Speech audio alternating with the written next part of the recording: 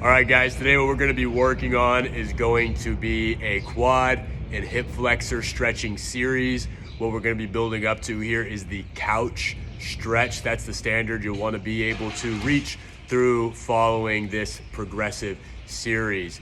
And I'll show you all the different ways to be able to do that. So we'll start off today with just a half kneeling position. So what you're gonna want is a pillow underneath the knee for most surfaces. That's what I do. And from here, drop that knee onto the pillow, get into this half kneeling position. It looks like a lunge with the back foot or back knee on the ground.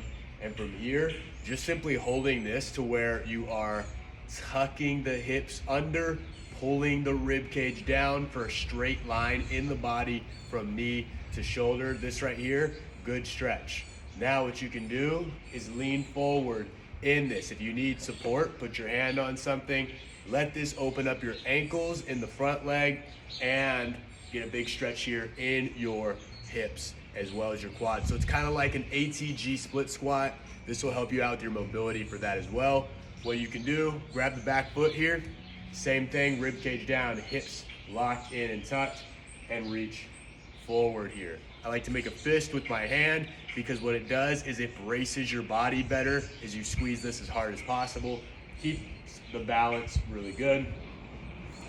So work those two to be able to get in a more natural position for this stretch.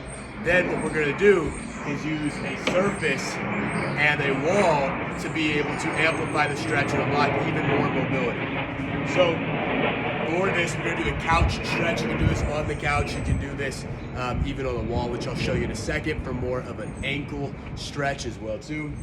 But you get that pillow, pad, and you drop it down. We are, as you can see, elevating the back foot onto an object that's about the same height as our knee. And from here, just simply squeeze the butt, lock the hips in, pull the rib cage down, and hold that position. This for most people is gonna be a lot. If you need to hold on to an object in front of you, feel free to go ahead and do that to hold balance in this. And even from this position here, what you can do is pulse into it, right? So same thing as we were doing on the ground, but we are pulsing into this with the back foot elevated instead. Then the final thing that you can do, just for a little bit more of an ankle stretch here, is we're gonna do the same stretch on the wall. The goal for both of these, both on the ground and on the wall, is to get your heel to be able to touch your butt while keeping your hips locked and rib cage down. So right here for the wall, back foot, trying to get that knee as close to the wall as possible and holding for a much deeper stretch as the foot is entirely straight now rather than the toes pointing back behind me.